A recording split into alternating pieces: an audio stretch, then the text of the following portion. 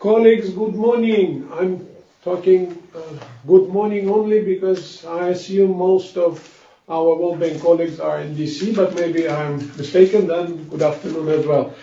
I'm Vladimir Tsirkunov. Some of you may know me. I'm leading this Hydromet and Early Warning System program in Global Facility for Disaster Reduction and Recovery. And today we have something which we call BBB, Brown Bag Blind Breakfast. Used to have lunch. And the title of our event today is called Partnerships, Impact-Based Forecasts, and Anticipatory Action. Before I will pass the floor to Niels, who will be giving you some opening thoughts and remarks, let me tell you that we are in somewhat unusual setting. We are in the WMO building in the World Bank office, and we have a pleasure having our special representative in the WMO and UN, Maria Dimitriadou, if I pronounced you correctly. Perfect. Thank you. And we have also one of our presenters, Haleh Kootval, on my left, Michael Staudinger, our also consultant and until recently the president of Region 6 in WMO and head of Austrian Met and Geophysical Service.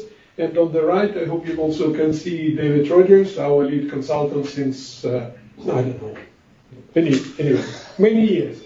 With that, because it's somewhat unusual introduction, I hope you forgive me for distraction a little bit. And Niels, please, floor is yours. We will be happy to hear your instructive points, which we will hopefully contribute by our panelists and then in a longer discussion. Thank you. Niels.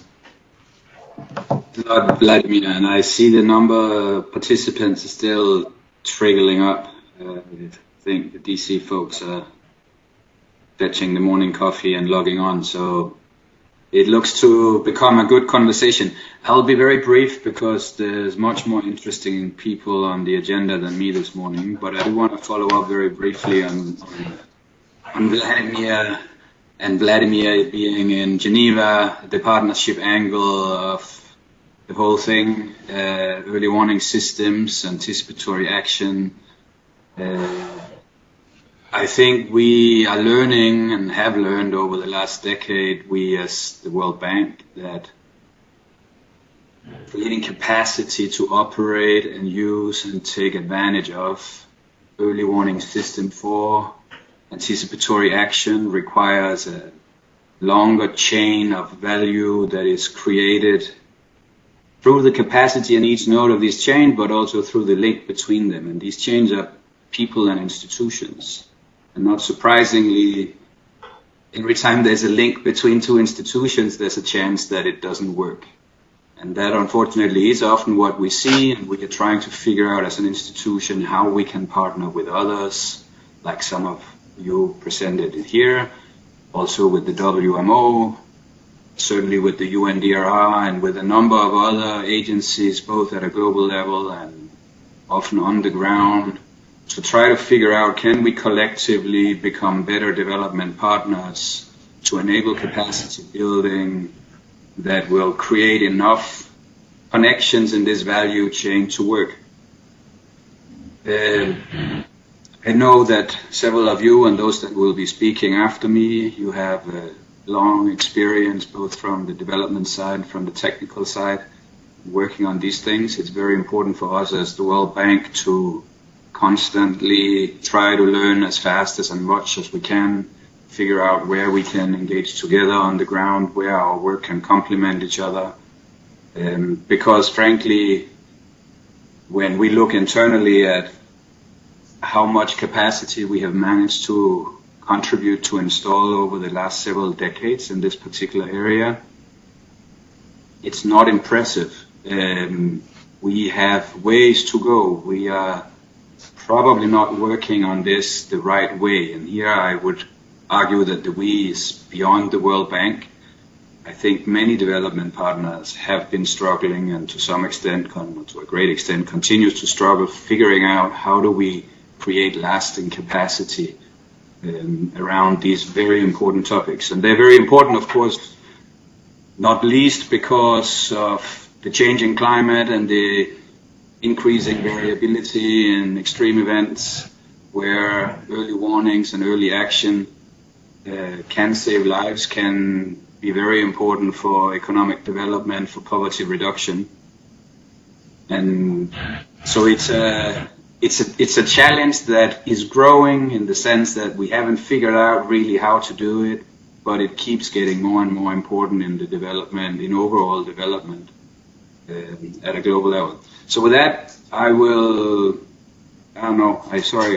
need to say that from a knowledge partnership point of view, beyond the specific work that Vladimir and team and other parts of our group are doing, this links also to the risk financing agenda that we're very much involved in.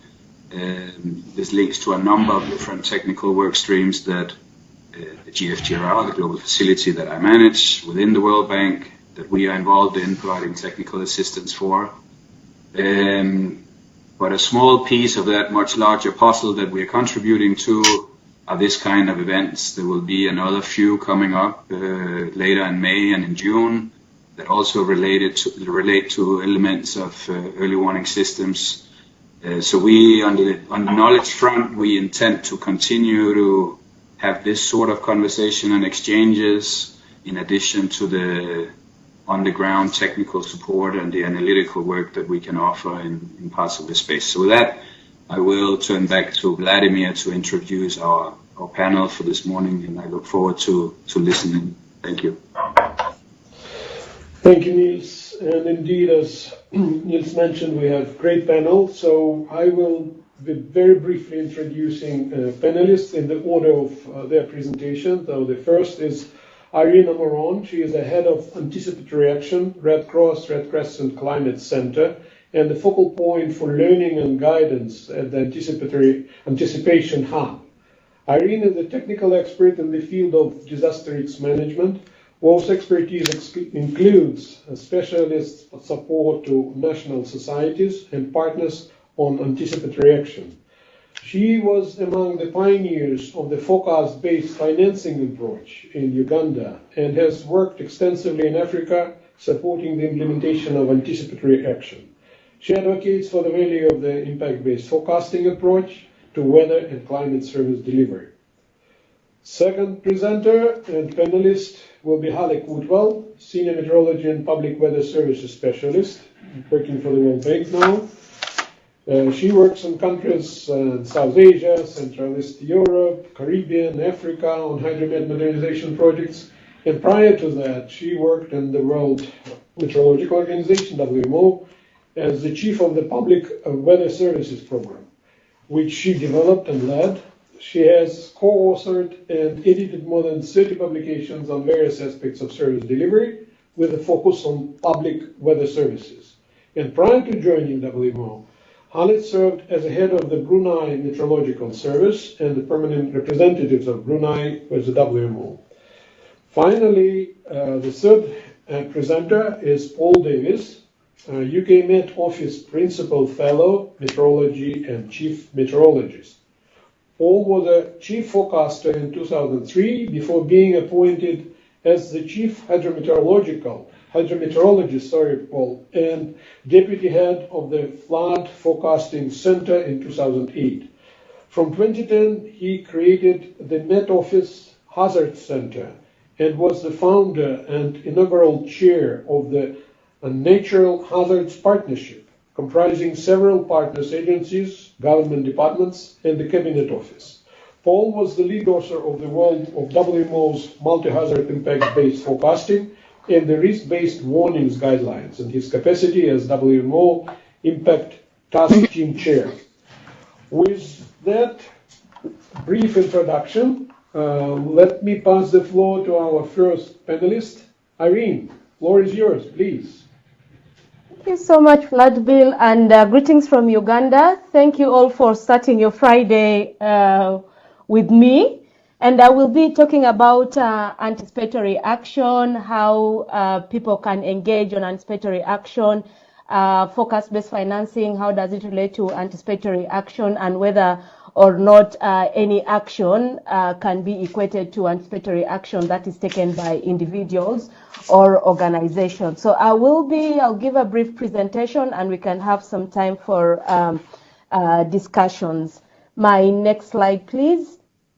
So to put the conversation into context, I just wanted to take a step back to make sure that, we are all using the same terminologies.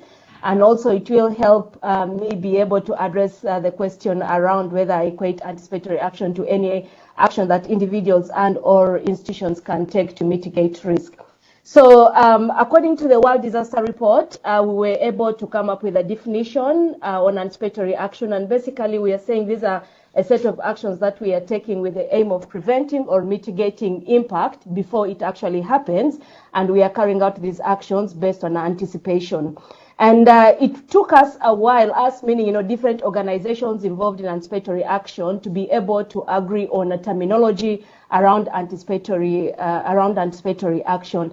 And so eventually, through the Anticipatory Action Task Force, we came up with this definition to be able to guide us around what is it that we mean by anticipatory action.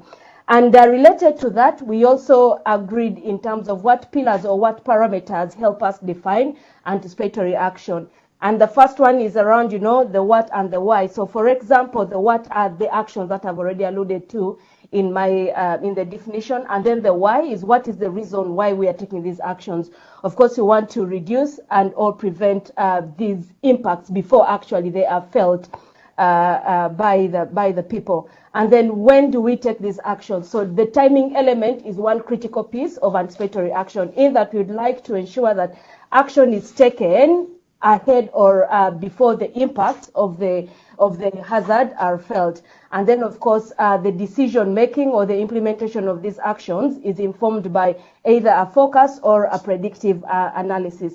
And again, for forecast, is because, we're mainly looking at the hydromet hazards, and we also appreciate and recognize that actually anticipatory action can be taken for any other hazard as well. And so comes in the bit of collaborative analytics or predictive analytics.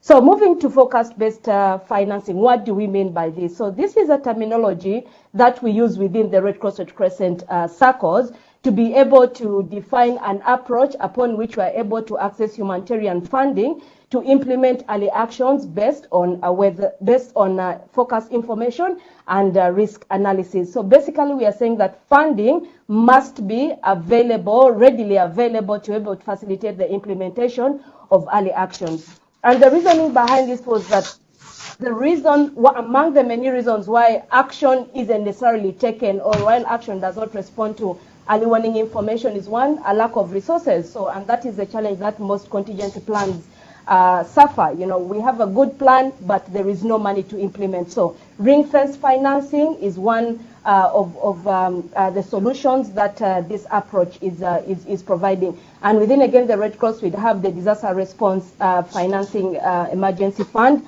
Other organizations, the START network, have the UN, you have the SAF. And so, the financing needs to be available. And then also to ensure that people are clear in terms of when do you take action and what helps to inform that discussion. So that is what we are looking at in terms of the basics around these concepts. And with clarity on this concept, it also helps us understand what is anticipatory action and what anticipatory action isn't. Next slide, please.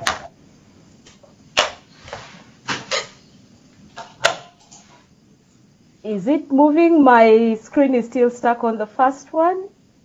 All right. Thank you so much. So when we are talking about anticipatory action and forecast-based financing, at the end of the day, we are looking at this culminating into a plan, or what we'd call an anticipatory action plan, mainly a term that is used by our UN colleagues. And then within the Red Cross movement, we call it the early action plan. And this plan helps facilitate anticipatory action in that it includes triggers, and triggers help us define or determine where and when we are going to take actions. Our early actions have already been predefined. So it is not that when you get a forecast or when you get early warning that you begin discussing what actions can we take. These actions are defined in advance. And so this plan explains what actions will be taken to address the impacts. and of course the kind of resources that are required to be able to facilitate these actions. And then the fourth, where you see the blank, there is supposed to be capacities around there. So it should also be able to describe who is engaged, what are their roles and responsibilities, what capacities are available to facilitate the implementation of this plan. Next slide, please.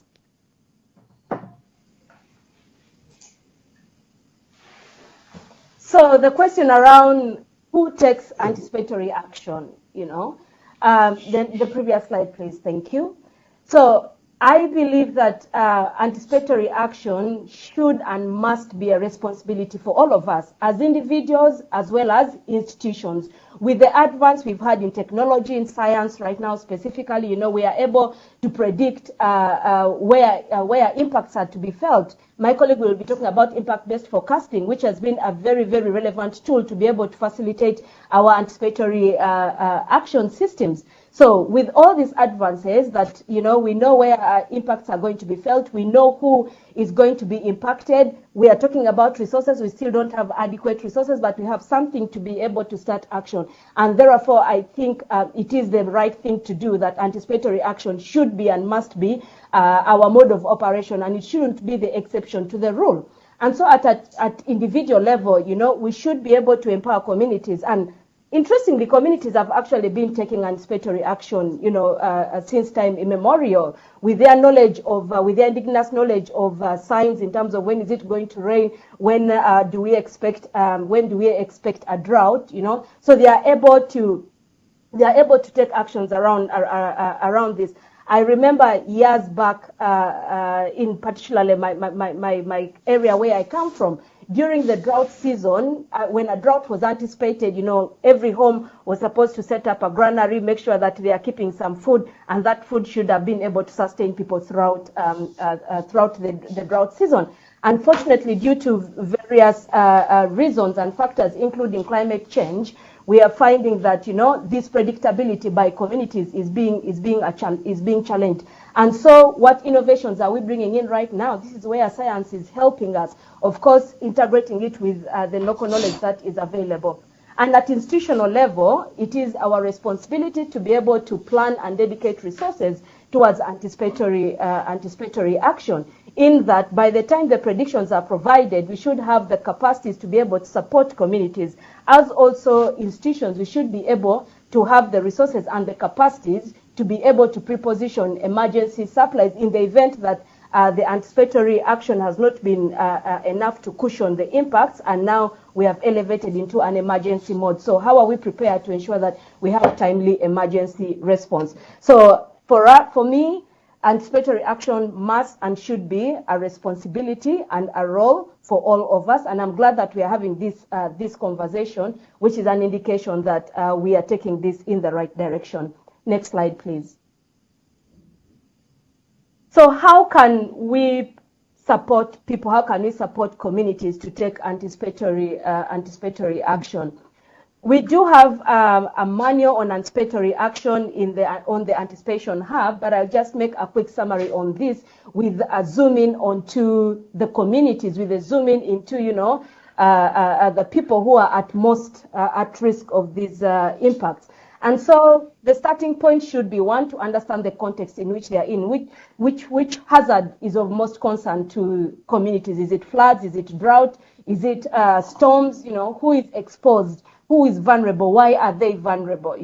While anticipatory action, for example, may not be able to address the vulnerability or the drivers of vulnerability, we should be able to utilize some of the information that we get while we are trying to plan and design anticipatory action should be useful for the long-term resilience planning as well. And that is one of the reasons that we are strongly advocating that we should not look at anticipatory action as just the solution to all the challenges that people face, but also shouldn't look at it as a standalone puzzle. Anticipatory action should sit within the DRM framework, and we should have kind of, a seamless planning and implementation. From preparedness, we go to anticipatory action, we go to emergency, we go to, to recovery. So that the information that we collect across all these frameworks should be utilized, and we don't have to keep going back to the communities for the same information.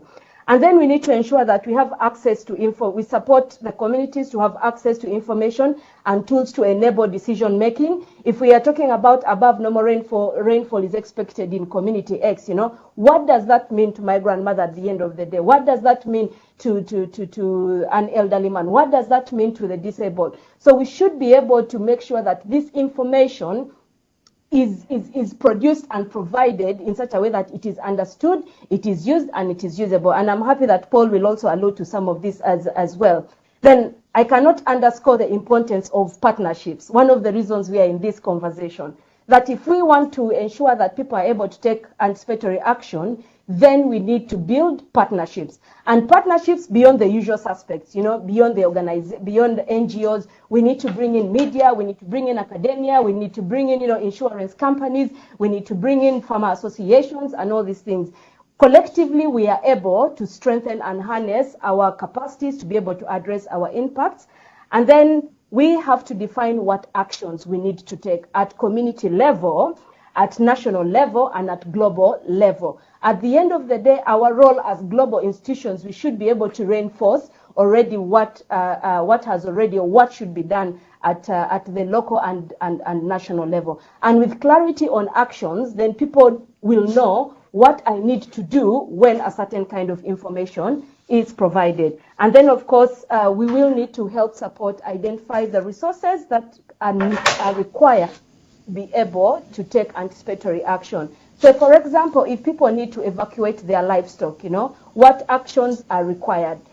Do people need transportation? Do people need additional manpower to be able to direct livestock to where they need to be? So we need to have these conversations in terms of jointly and collectively defining the actions and resources identified. And then, last but not least, we need to have a plan.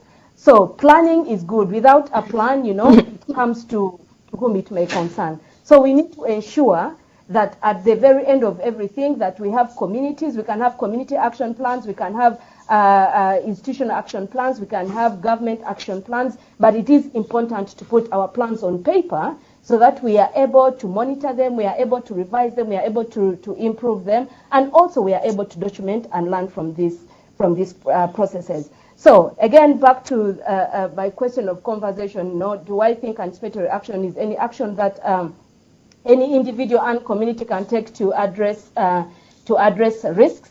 My response is that as long as it is meeting the timing element, that you're implementing this action in advance of the impacts being felt, that your action is informed by, either forecast or consultative analysis, and then also that your purpose for taking this early action is you want to prevent or mitigate the impacts before actually they are felt by the communities. And so there is a database of different early actions that have been designed and taken, next slide please, that have been designed and taken by communities and organizations, including the Red Cross. So what I have here before you is an extract of early actions that have been taken in different countries and addressing different hazards.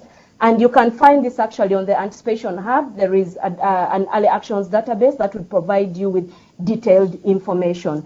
So I would like to conclude by saying, yes, focus-based financing is just one small approach of anticipatory action. And then it is our collective responsibility to take anticipatory action and also be able to support communities to be at the center of these conversations, of the planning and the design. Thank you so much for listening to me, and looking forward to having the conversation. Over. Thank you, Irene.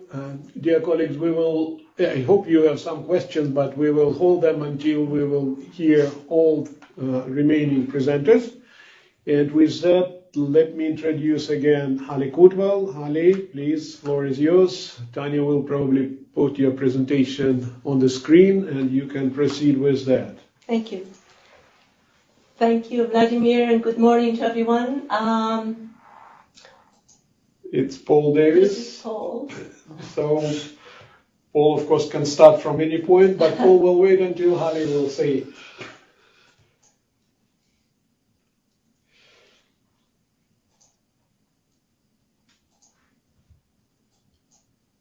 Okay. Right, okay. So let me just start with a little history of how we started impact-based forecasting, since I'm going to be mostly talking about the impact-based forecasting. And we started this when I was still working in WMO in Public Weather Services program. I don't know, Tanya, whether you can put this on presentation mode, please, if possible. Perfect. Okay. Can we go to the next slide, please?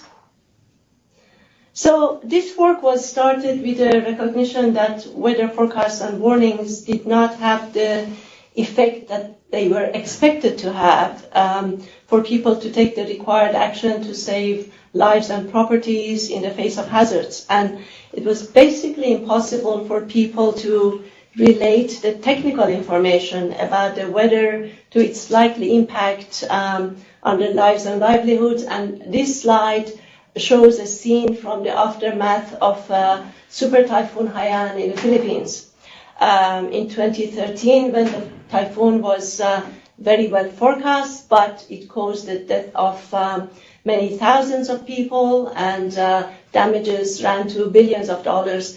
In fact, Paul and we made a visit to Philippines after this typhoon as part of an assessment team, and we spoke to quite a lot of people, and we learned really that they either did not understand the information in a very good forecast, or did not have any capacity, any facility to take action. And therefore, you can see the scene like this, which was in many, many parts of the country, and in a particular area when the typhoon made landfall. This was very clear that this was what we were faced with.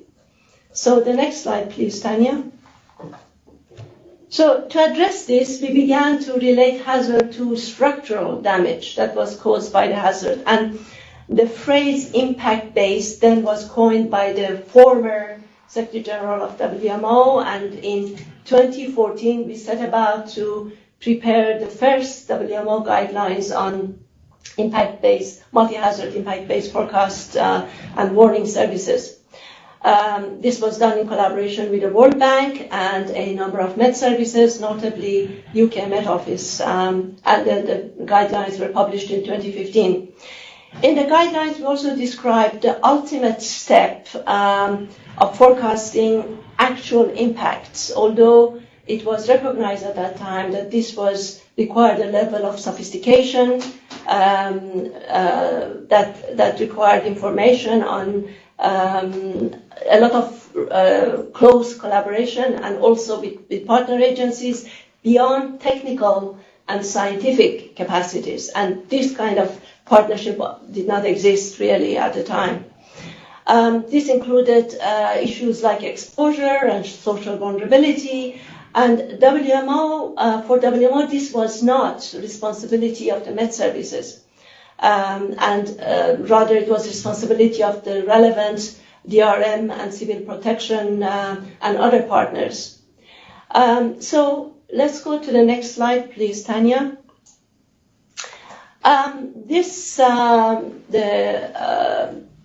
As part of in the guidelines, we started in, say, on the left-hand side, you can see what the thinking was in 2015 on impact-based forecasting. So we have got forecasts and warnings. The first line shows forecast and warning issued by a national Met service, and it simply talks about severe thunderstorms that are expected in a place with a certain wind speed and heavy rain. So this was a hazard-related or threshold-related form of forecast and warning.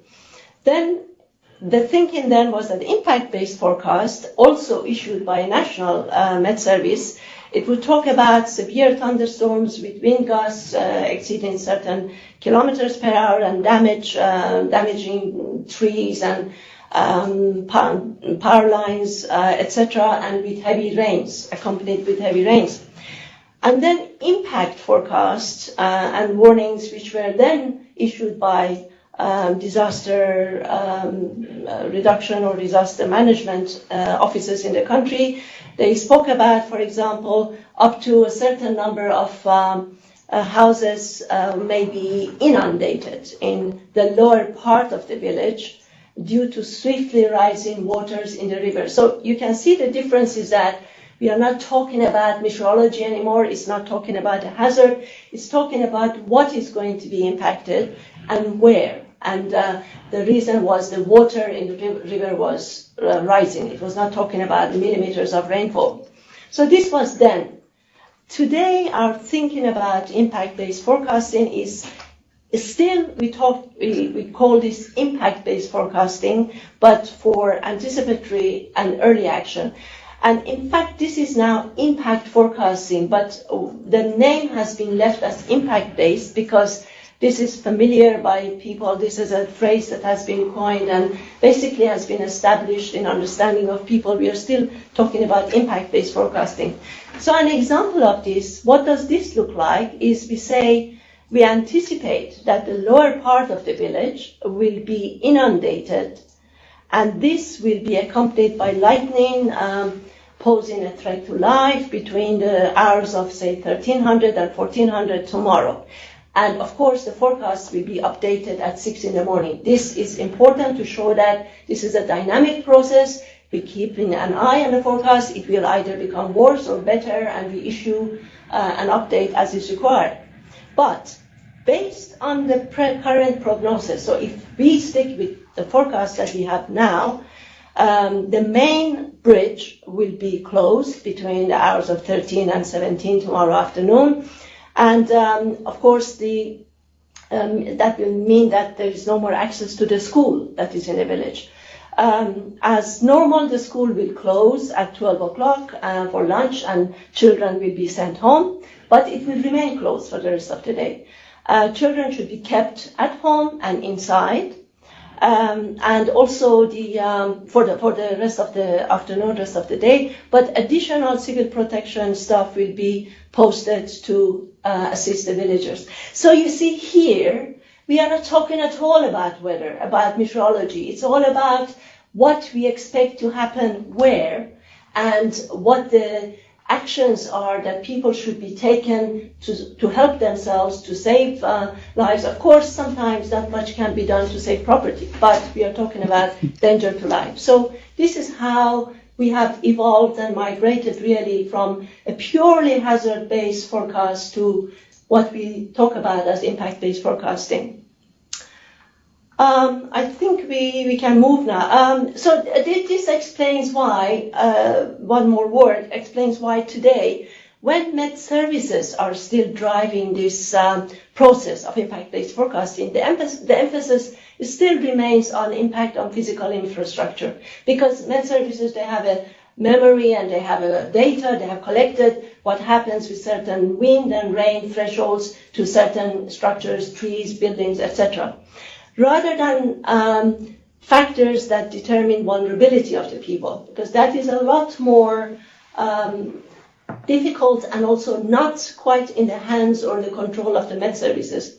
And this has created an apparent disconnect between the real needs of beneficiaries, people on the ground, for information which is specific to their own specific need, special need, and the producers of hazard-related information.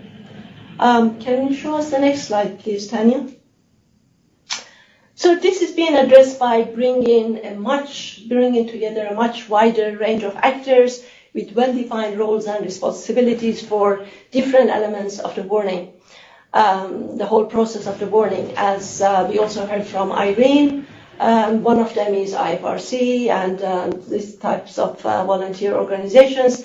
And we will hear much more about this kind of collaborative partnerships from Paul, because that is something that I know that he's going to expand on quite a lot. Today we understand the importance of an all-encompassing approach to observing, modeling, and forecasting hydromet events, but and also the consequent cascade of hazards that each becomes an impact, and each of the impacts become a hazard in itself, so it just cascades down further and further. And they affect and impact different sectors of society, of course. But where we are weakest is to combine effectively the information about hazards with the information about the vulnerability of society, and this is where we need to put a lot of our effort to really address this area. And as was discussed earlier this week during the GFDRR event on designing inclusive and accessible warning systems, we need to focus on those factors that influence the capacity of people to take all these anticipatory actions that Irene was talking about, and early action in response to warnings. These factors include ability of people to take action, the gender, the age, their financial circumstances, their health, status of their health, their educational level, etc. So there are many factors that are social, really, factors. It's not just getting a warning and knowing immediately, this is something that I need to pay attention to. It doesn't happen that way.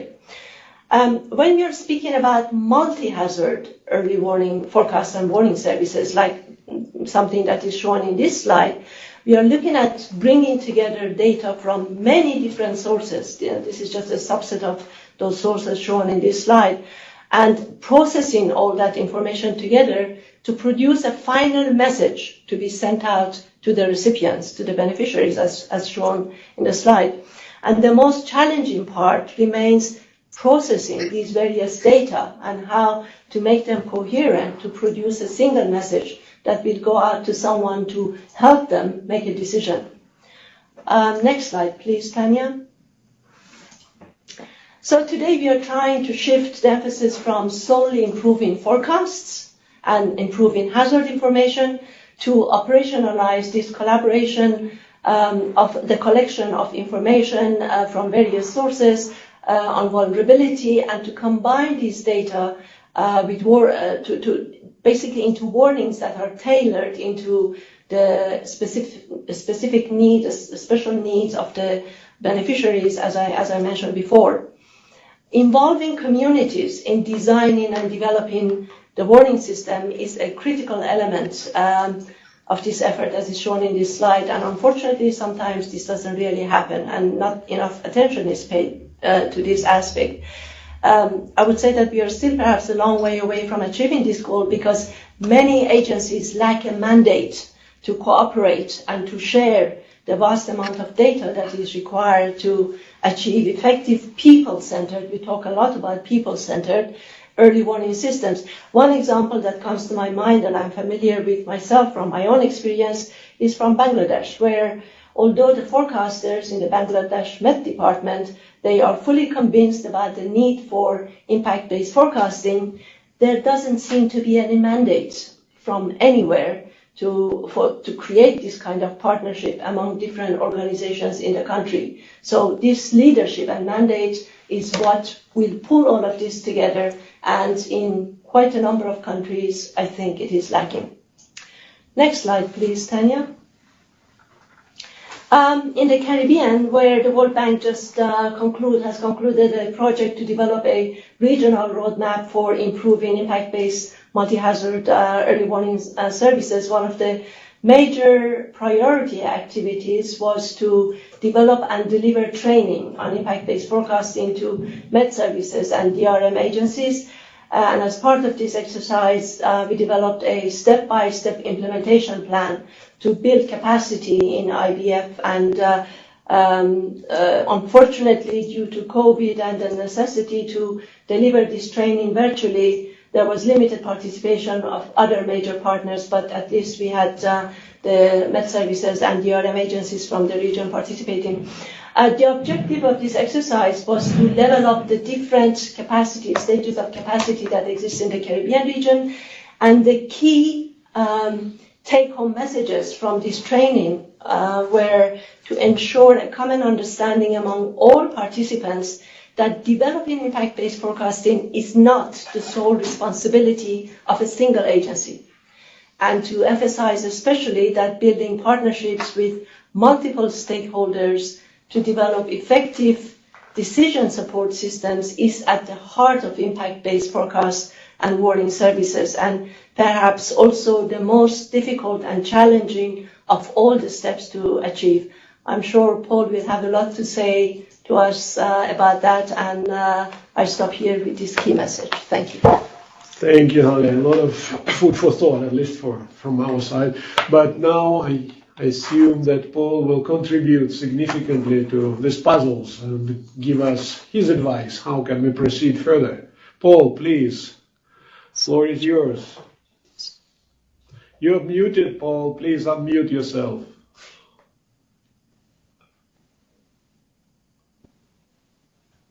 You are still muted.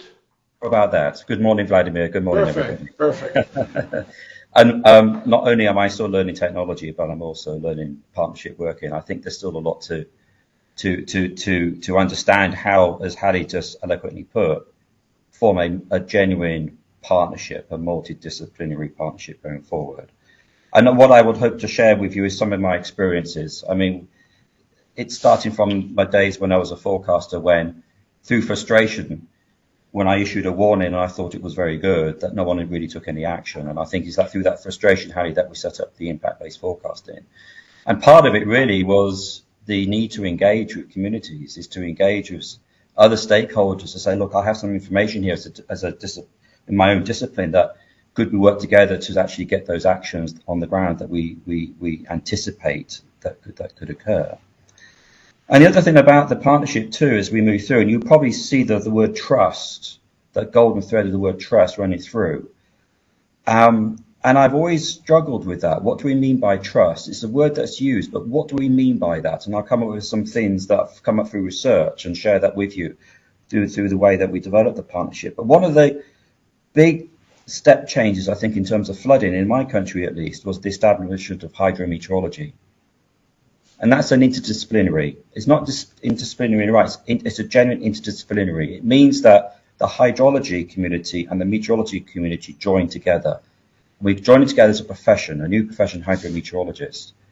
And from a business case investment perspective, that makes sense because the services you provide from a hydrometeorologist is so much slicker. From a business case investment, it's cheaper because you don't have to serve so many people. You can reduce the cost. And critically, from a staff perspective, it's really enthralling because you understand another discipline and you become part of that interdisciplinary nature. So that was a really big change in terms of my partnership experience, from moving from a disciplinary approach as a forecaster to one with hydrometeorology as the core tenant. And then the next big change came about with natural hazards. And the natural hazards came about with the need to not only just look at flooding, but look at other types of hazards. And we move very quickly into multidisciplinary, where everybody comes in with their own specific specialisms and collectively work out how we can work together in order to deliver a better, improved services to the community. But in that multidisciplinary, we still came in with our own specialisms. And it's not necessarily engaging in a way that actually could take even further in terms of that action that's much needed in terms of when hazards occur. And it comes to this co-design and co-produce. And one thing we are looking at very closely at the moment is transdisciplinary. And transdisciplinary is a different approach. If you can go to my next slide, please. In as much as what you're doing here is you're not necessarily coming with your own discipline. You're coming in here with a common purpose. It's not about you anymore. It's not about your own discipline anymore. It's about how we're going to help a particular problem, solve a particular problem with a particular community. And here is a graphic which I've taken from Paul et al. 2017. I've put a link there for the information. So there's a lot of research in this new approach of how you build partnerships through transdisciplinary working. And what you see in this picture here is right in the center there, you frame the problem with the community, you analyze the problem, explore the impacts. You start from the community first, and then you reach back into research, which is to your left, and also to society to the right. And the key thing about this from just my own personal perspective is I've often moved and centered myself to the left. I'm a scientist. Is it true? I'm quite precise. I want to know the exact temperature, but actually that temperature may have no relevance. What's important is, does it work? Does what I provide in terms of that transdisciplinary working make a difference to people living in prone locations? And it's a different way of working. And I often use the kind of the trust formula. I think David and others have heard this before. And I've used it many more times since, that the trust formula goes like this. It's about empathy. It's about your credibility. It's about your credibility and your reliability. And the key thing is you divide it by self-interest. So if you go into a partnership and it's all about you or about your organization, your trust score is very, very low.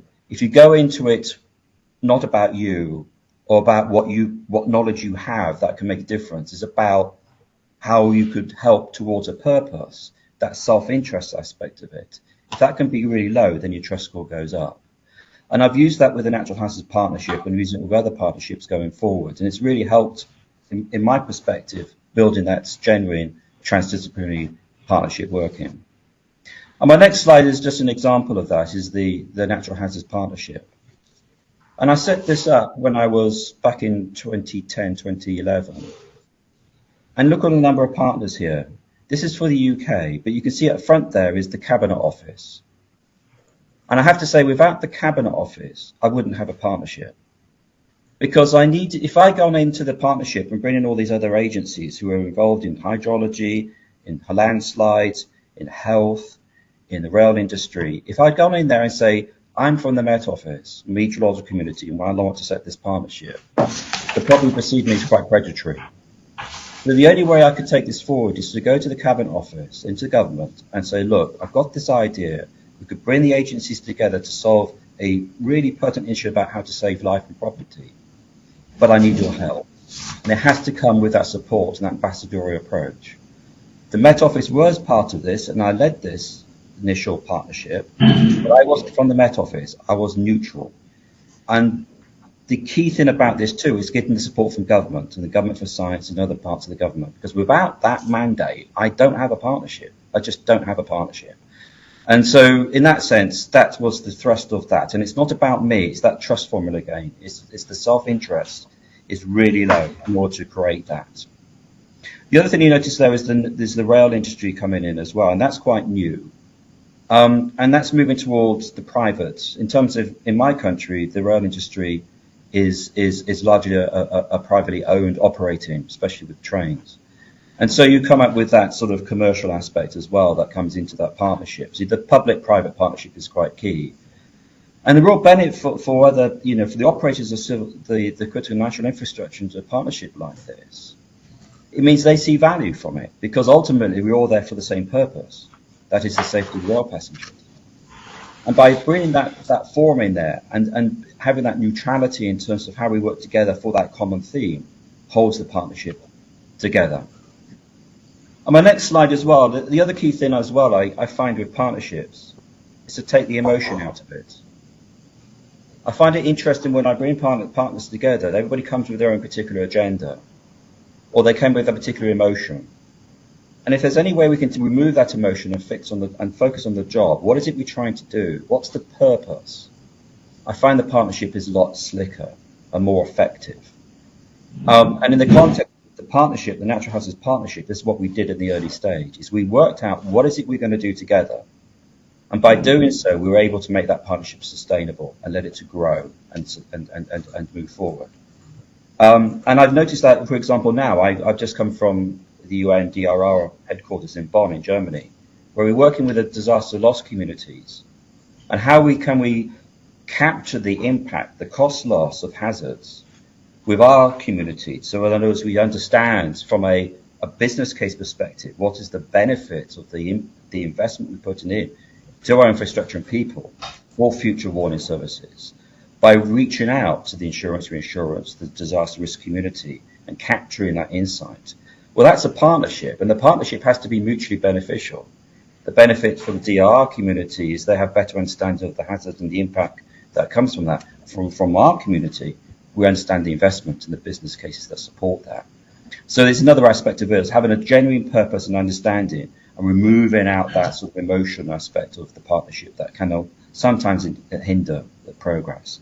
So this is just an example on this slide here about what we managed to achieve and the benefits we achieved the partnership by taking that approach. And that's something which I'm continuing to learn, and others are learning, I'm sure, about how we move a partnership which is sustainable and non-living. And I think that's my slide. So that's my summary is the trust, but trust in a way that, as I say, is focused on the job, focused on the purpose. Thank you very much. Many thanks, Paul. Again, very interesting Well, with that, how can we proceed? We can start from here, or if anybody is interested already or have questions, please raise your hand. So far, I don't see any hand. We have one question from here, coming from Michael Staudinger. Michael, please. Thanks very much. Thanks very much, Paul, for the talk, because I think you showed a perfect example how you, from a bottom-up approach, from a Met Service, you reached out to the cabinet level, and you succeeded in the UK, which is an example for all of us.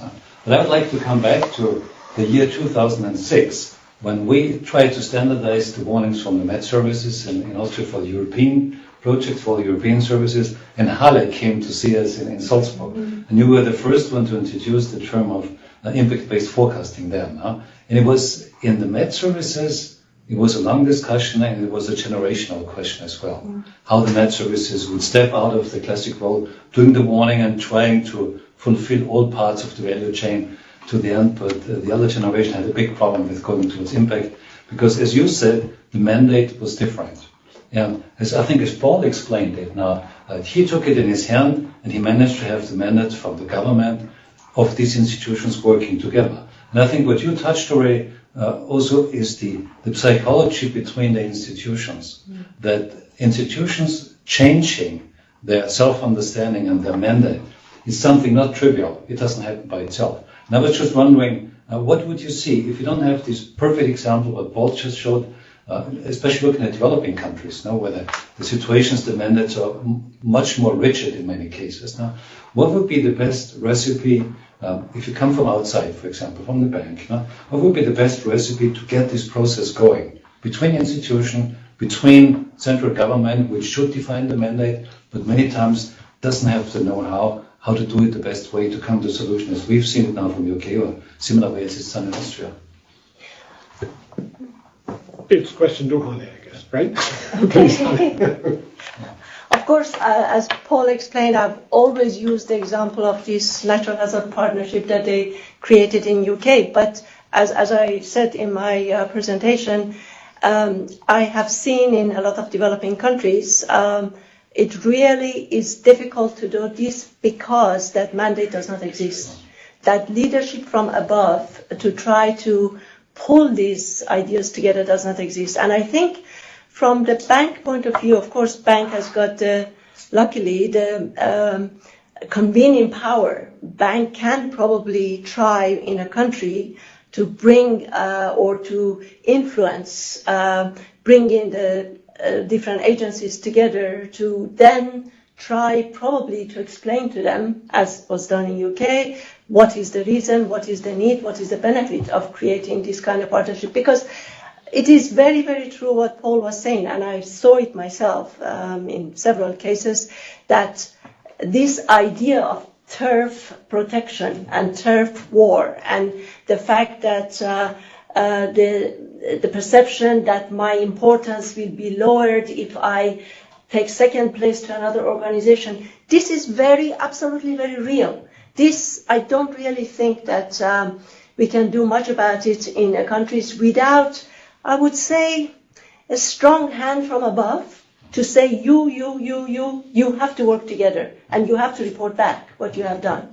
And in my example of Bangladesh, the staff, the well-educated, well-trained, well-skilled staff were really crying for being able to do this because they hear about it so much from outside. They get training in it from the outside, and yet when they go back to their own countries, they can't do anything about it because it just, nobody pays attention and it just is not there.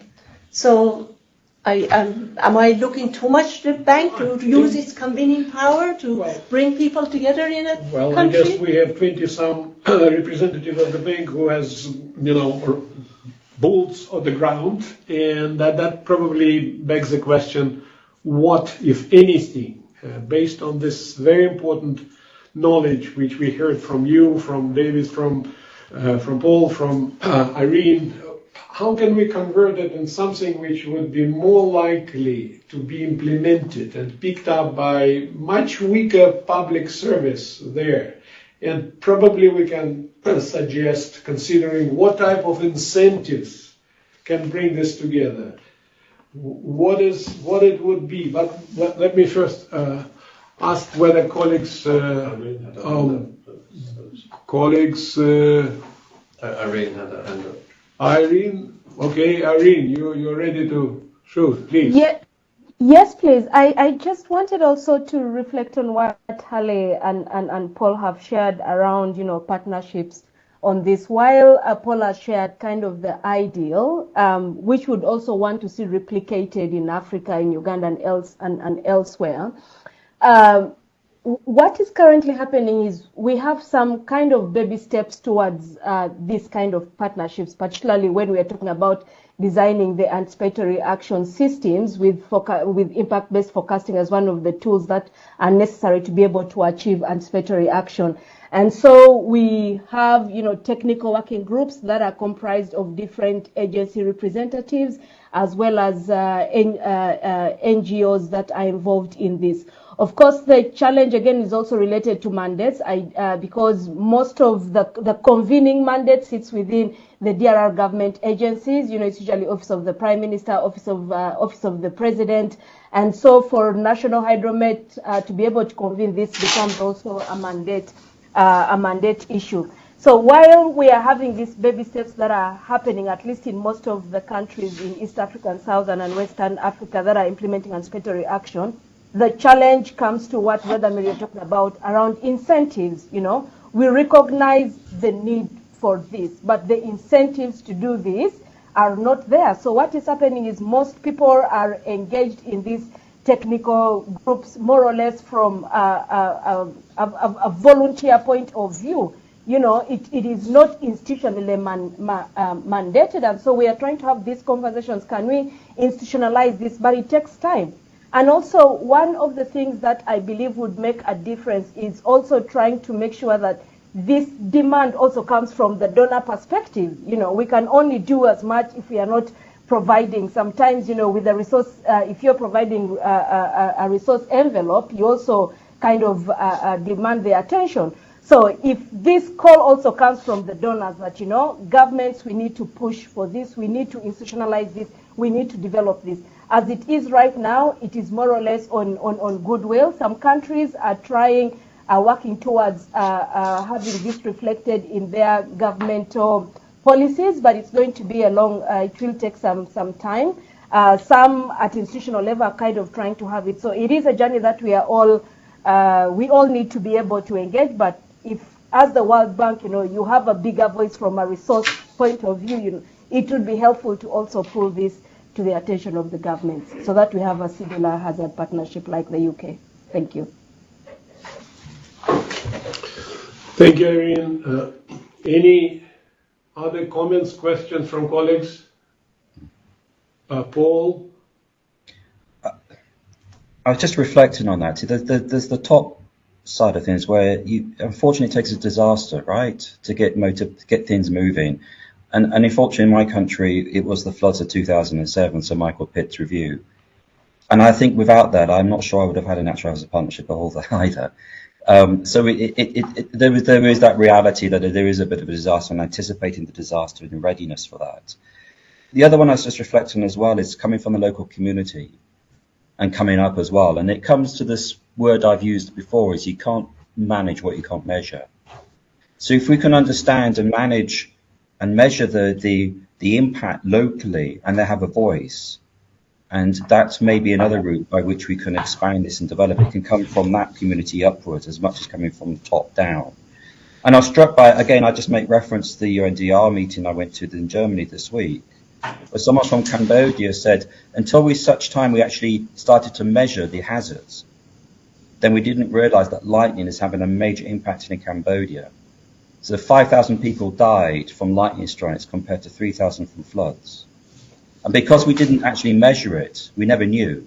And that's now informing government policy about, because it's children getting hit, getting impacted. So again, I think it's a two-way things here, Vladimir, perhaps. It's one from government anticipating for these disasters and supporting, but also coming from the local community upwards and how we measure the impact and the benefit of our warnings in those processes.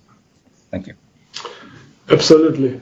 Thank you. Tanya, you probably wanted to add something or ask something. Yes, we have a question from the chat. So I will read it now. Please do. Is there a standard methodology used across institutions to understand the risk? Or perhaps a framework approach to understand who is vulnerable? How is vulnerability measured? Okay, dear panel, who is committing first to respond to this simple question? Smile. Question is simple, but the answer is difficult. I'm happy to go first, and maybe Paul and Haleh Go ahead. Could supplement. So there are a number of tools by different organizations that are used to be able to assess or understand risks in each context. There is also, the Informed Risk Index that provides that. There are different organizations. The Red Cross would have its methodology. World Bank would have his, and even countries would have theirs as well. So, for example, Uganda would also have its own tool in terms of understanding risk and analysis. So, that said, when we are looking at anticipatory action and understanding the risk, basically we just want to understand, what is the hazard of interest to people, and what impacts does it cause? Who is vulnerable and who is exposed? And so, if we are able to answer those questions, then for us, we think we would have been able to have an understanding of the risk context in this context. So we also have a little bit of guidance that we provide this within the Anticipation Hub, the Practitioner's Manual. I'll briefly put the link into the chat. So there are many tools. At the end of the day, different organizations use different tools.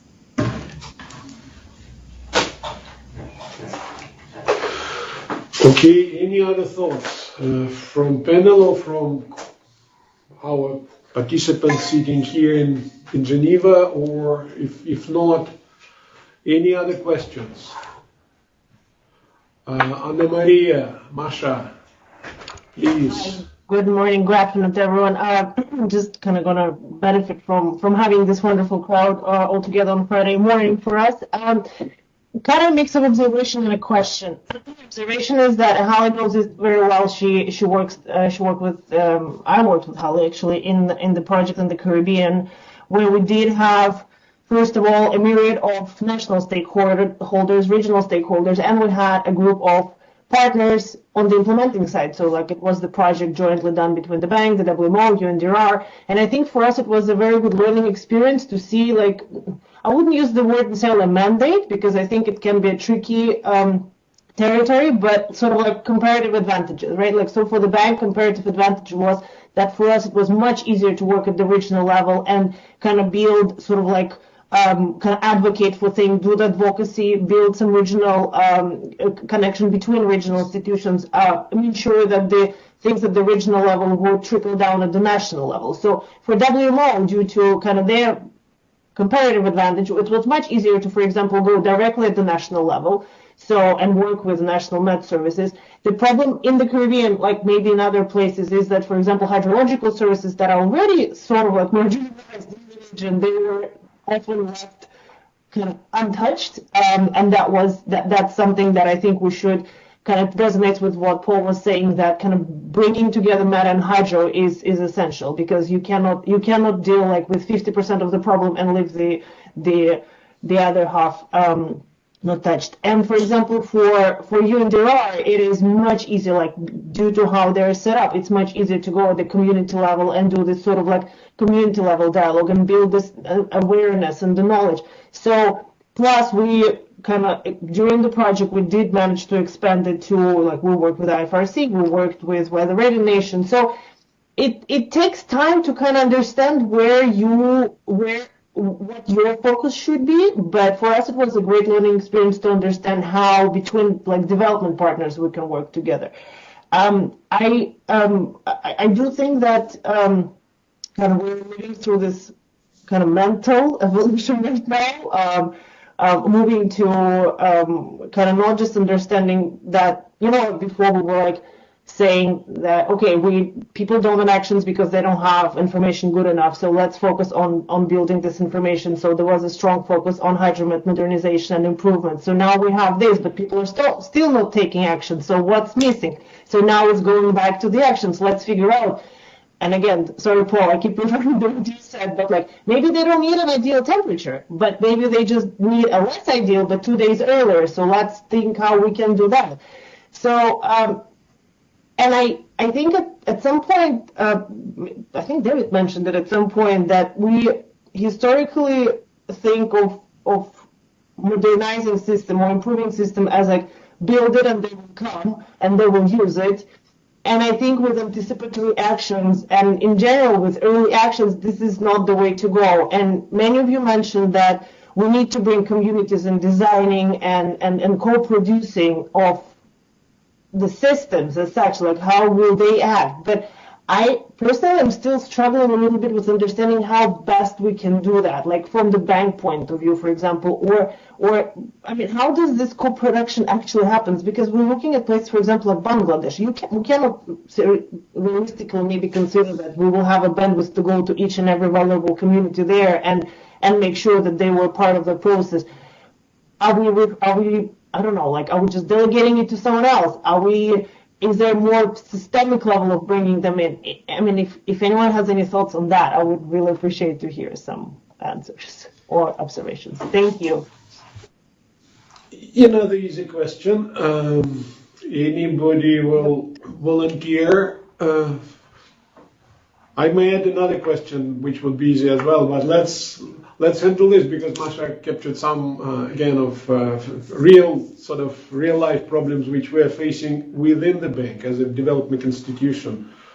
Do you see what, if anything, we can do to streamline and reach greater progress in reaching better results? Panelists, don't be shy. We were not at the school. If you make a mistake, you will still excellent. Oh, I have Mr. Fleming, our consultant and former chief meteorologist of Ireland, if I'm not mistaken, Gerald. We would be happy to hear from you. Yeah, thanks, Vladimir. And partly to reflect on just what you've asked there about what is the way forward. I think one thing we have to realize is that there is no one unique approach that's going to work everywhere, because different countries have different organizational setups, different government mandates. The sort of thing that works in Britain will not necessarily work in Chad or wherever. I mean, even in other countries in Europe, there will be different approaches. And we have to know that and understand that and understand how the different countries do operate. I mean, Masha mentioned Bangladesh, which I've worked in with Haleh, and in fact, they have a very effective means through the cyclone preparedness program of reaching right down to the community level with the huge number of voluntary workers and so on who they do training with. And they've established a wonderful program there, which effectively predates anything that came from World Bank or WMO, but effectively does that job. One thing that I think is important is, Paul talked a lot about trust, and when we come to how different countries work and how different institutions work within countries, the question of whether they see the sort of arrangements we're talking about of bringing organizations together as being through, if you like, collaboration or through some command and control type of system. I mean, I was fortunate enough to be involved in the development of emergency management in Ireland, which was very much a collaborative venture. Certainly with a bit of downward pressure from, again, effectively the Prime Minister's office, but understanding that each person at the table, each group that were represented had their own particular expertise and knowledge within their own area, be they health or education or transport or whatever, and that really having everybody around the table and creating a holistic view of what potentially might happen was the key to each of them then bringing that picture back into their own communities and working with it. A challenge, I think, for Met Services, of course, is that because weather forecasts and warnings of their nature are uncertain, we're never entirely sure, and particularly when it comes to 4, 5, 6 days out. maybe we've not got the confidence in them to go ahead and kind of lead that process. That's why, in many ways, we need to depend on that pressure from either Cabinet Office or similar. And one last thought, maybe we talked a little bit about disasters, and as Paul mentioned, it was the flooding and the pit report, which in a sense was the midwife to the flood forecast and warning centre, and we had the very same in Ireland. We have to recognise, unfortunately, that this is the way politicians and civil servants at top level think, and that when there is a disaster, we have to almost be ready to benefit from that by going in and trying to find ways of improving not just the immediate relief and so on, but improving the structures and systems in those countries for any future events. We have to see those as opportunities. Thanks. Indeed. Any questions from bank staff? If not, if you don't have any, we have David Rogers who want to share his vision. I wanted to go back a little bit to what Masha was saying, and it seems, and it's in my observation, this, as you said, build it, we'll build it, they'll use it, which is still the kind of way we're working at the moment. And even this UN early warning for all has started in that direction. We're going to build it, and somehow it magically will be useful to everybody on the ground. Now, Irene has talked about, in a way, anticipatory action has already been working on the ground before anybody defined the term anticipatory action. People in communities using indigenous knowledge were already providing their own early warnings. So there are two ends to this puzzle. And to me, there's a big gap between those ends. I mean, we tend to we can produce very good warning information that's technically useful and usable, but we're not really connecting that properly to those who are the ultimate beneficiaries, those who are at risk living in villages and communities. And yet, when we talk today, we know Irene is representing people on the ground. They're actually helping people on the ground. We're talking to other colleagues who understand how this works from a technical point of view to bring information from global systems, all of which are needed. The question, probably just rephrasing what Masha was saying, is that we don't actually have a real mechanism in country to bring these pieces together. I mean, we have projects in many different countries. I'm working in one where we're helping government to develop its early warning system, but we have a huge problem of helping that government to connect to the communities that they serve, and we don't have that relationship with the entities like IFRC and other agencies that are working with communities. So I want to turn it to a question, is to say to Irene first, is how can we do that? What step could we take that would enable us to improve the way we're actually developing pipeline projects, basically which are bank investments in countries? How do we bring in that element, which is, as Masha has said, is really sort of not our forte, it's not our strength, it's really your strength, but how do we harness it? Irene. Irene, please. Yes, thank you so much. I can relate to the question as well as the frustration, and again I'll take Uganda as an example that I'm very much familiar with, in that there are lots of very similar things that are happening, but we seem to be running in different directions. And I also remember at a certain point we had a meeting when we were scoping for anticipatory action, and there was nothing mentioned in terms of support that the Met receives until we had a meeting with the UK and said, hey, we have 2-3 projects around that. So again, it gets back to to the kind of, for me, I look at it in terms of what can we do to be able to cultivate intentional collaboration and coordination? Because if I want to collaborate, then I purposefully look out for somebody to collaborate, but then also the receiving party is, you want to protect your territory. So I think for me, in terms of helping us break through this, it has to be a two-way, as we are all saying. For example, as the World Bank, getting to understand who is doing what in this particular space, okay, and then maybe find out from those people in terms of this is what we are doing, what is going on, where can we add that value. And even us, for example, as the Uganda Red Cross, we should be keen and eager to make sure that we are partnering with each other, because we don't have, again, I'm not speaking on behalf of Uganda Red Cross, but just for the purposes of conversation, that we all need to appreciate the need and the desire to be able to collaborate, but it comes down basically to our honest desire to be able to coordinate. I know I'm not giving you an answer to this, but it starts with us as organization in terms of honesty and also linked to trust. Are we honest enough that we want to collaborate? The biggest frustration we are having at country level on coordination, on anticipatory action, is we pay lip service to coordination and collaboration. The actual doing is actually missing. And we are not accepting ourselves to be vulnerable enough to open up and say, let's do this together. And it's going to take time to cultivate some of these partnerships. It's going to take time and resources to be able to invest into seeing an ideal kind of collaboration that we want to be able to do this. And also just reflecting, it would be important to get to know, if you want to have that linkage to the community, understand who is doing it better, Can we be able to ride onto that than creating something else?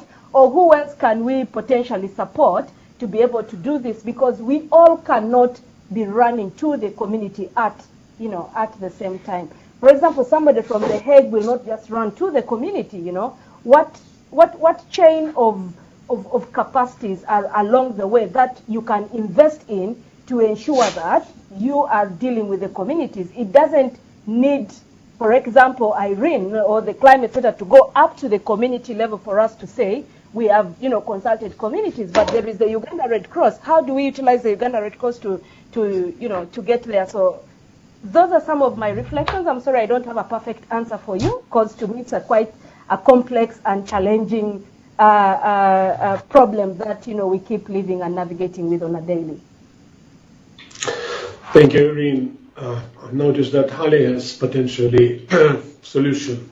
Haleh. I don't have a solution at all, but I think when you were talking about David, maybe pipeline projects and all that, of course we know that World Bank projects get approved at high levels of government, but when the project is actually being designed, I think the architecture of the project should be designed by starting at lower levels of the government. I mean, taking into consideration the lowest units of the government, district level, sub-district level, how many TTLs actually sit and talk with these kind of smaller administrative units in a country rather than just ministers and secretaries at the highest level. Because it seems that we still very much put emphasis on technical solutions, and for example, in the case of warnings, the early warnings, forecasts, etc., we pay a lot of attention to the infrastructure of how warning is produced, meaning the observing network and forecasting and modeling and all that, and very much less be connected to the people who receive this warning and need to understand what it means and how to use it. And example of this that I saw myself experience was, for example, in Sierra Leone, where the very poor communities, slums, these were served by community leaders, not by the policy developers and those who made strategic planning. These are necessary at one level. But these were not something that is coming down to the people the slum dwellers. They needed something else. And those who understood them were their own communities, from their own communities and the leaders of those communities. And I think this is probably a little bit where we should come down from this always looking at the high levels and policy makers and ministers and in the capital. Go down, see what people really need, and design the project to meet those needs. Maybe it is easier said than done, I don't know, but I think that is probably one way of making things work. Well, there are many ways. Probably, as colleagues already mentioned a number of times, there's no way which will feed, but that's one of the potential way to consider what can be improved. Because I see Niels on the screen, I assume that Niels has tons of points to make. If I'm correct, wave your hand, Niels. If not, wave your hand, Niels. You always do that. Thanks, Vladimir. I don't know that I have tons of points to make, no, but I do think this institutional connection, the partnership part of it, to me and in my experience working on World Bank projects, is the challenge, no, and related to that for us as a development partner, and I think probably for other development partners, is the relation between how we move money and the size of chunks we move money in with these institutional pieces. No? Because part of our challenge as an institution working, starting at the underground lowest level is essentially scale. If we as an institution don't move enough money, then it doesn't become a World Bank project. And that's, of course, well beyond the individual technical person who's the task team leader, but we can't design a $10 million project at the World Bank because that doesn't fit the size of how our institution operates. So we as professionals have to think development in chunks of that are somewhat larger than that. Of course, depends on the size of the country and engagement, but in Uganda, that Irene is speaking from, a World Bank project is 50 million, 100 million, it's not 10 million. So that means that when we want to engage in institutionally complicated settings where we know technically that we need to connect the dots all the way down to the ground, but from there and all the way up to the observation, there's another 4 or 5 at least agencies or institutional links and relations that need to work. We need to do all of that and think it in the context of $100 million or $50 million financial engagements. And I think that's what disables us as an institution to be particularly effective in this space. You know? So we need, to me personally, that draws me towards thinking results-based financing. Can we figure out to wire the money and drive the incentives around the service delivery, the value of someone acting in a better way because they have better information. And if we can do that, that potentially is scalable to a scale that becomes closer to something we can finance. If we can finance it, then our institution gets behind it. If we can't finance it, it's just a technical problem along the other thousands of technical problems that exist anywhere in development.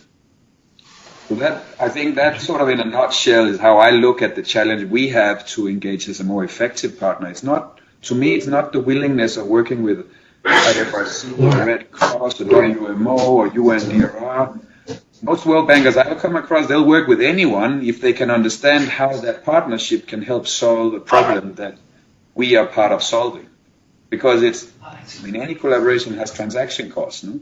So a typical World Banker would only spend so much time talking to other people.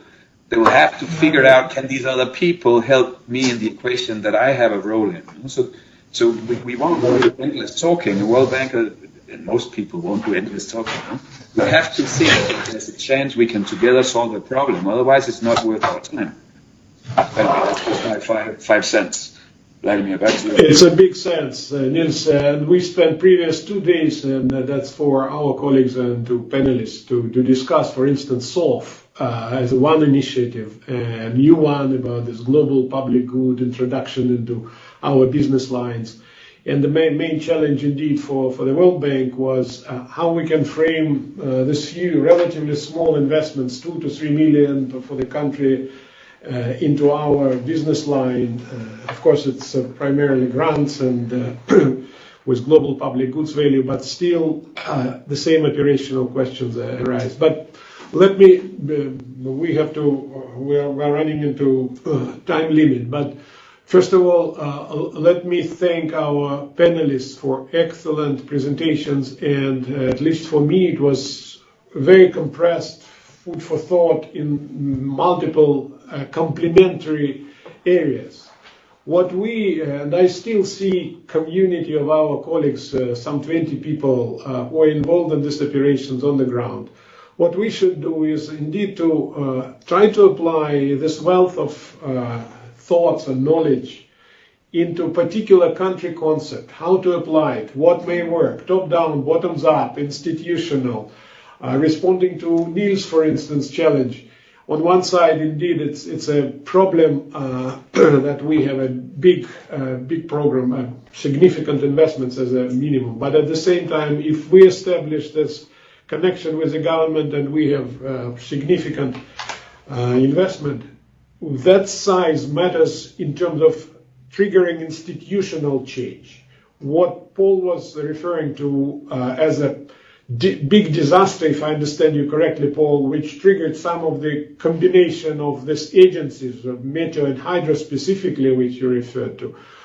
The size of our investments at the high-level government may indeed be used as a trigger to institutional changes, which would be more favorable for the agencies in our beneficiary country to work together rather than defending their small budgets, which indeed is disincentive for them to work together. And that's what Haleh referred, if I understand correctly. And that's what we see actually is in many institutions we have isolated business lines. They each is holding for its own business line, and so creative incentives is a significant problem. But we also heard from colleagues, from panelists, command and control versus voluntary engagement, and partnerships built on the desires to work together and reach benefits. There are some countries definitely when we can try that. And with that, I just asking colleagues from who is listening, TTLs, to be more active and engaged in the continuing discussion which we will have. We will have next 2 or 3 events. I send you information about that. Next one will be in a couple of weeks from now, and we will discuss about digital tools which will help us to reach communities on the ground. It's another potential consideration what you may you may take into account in designing your investments. We also may have something which we knew for a long while. It's a restoration of climate records, how they can help to do longer-term forecasts, how they can help to look at the scale and scope of the climate changes. So that is coming, and I hope that you will be interested and will participate in our future discussions. And again, let me thank you for participating, and for huge thanks to our panelists. It's all recorded. Please do send these messages to whoever might be interested, that they can reach and hear your voices and to discuss for some other audiences what we just heard together. Niels, any final thoughts from your side, or you're fine? I'm all fine, Vladimir. Just encouraging everyone to log on next time we have one of these conversations, and I do hope that the World Bankers on the call, I know most of the names of those World Bankers on the call, so I know you're already the converts and the usual suspects in this space. But really speaking specifically to you all on the World Bank side, it's going to be up to us to figure out if the World Bank can become a better partner and a more successful player in enabling early warning systems. So I encourage you all to push a bit further in the innovation thinking, and feel free to reach out to me or Vladimir or our GFGR team anytime. We really want to try to figure out if we can help crack this nut. Thank you. Thank you, Irene. Thank you, Paul. Thank you, Haleh. Thank you, everybody. Have Thanks, a lovely everybody. rest of the day. Bye-bye. Bye.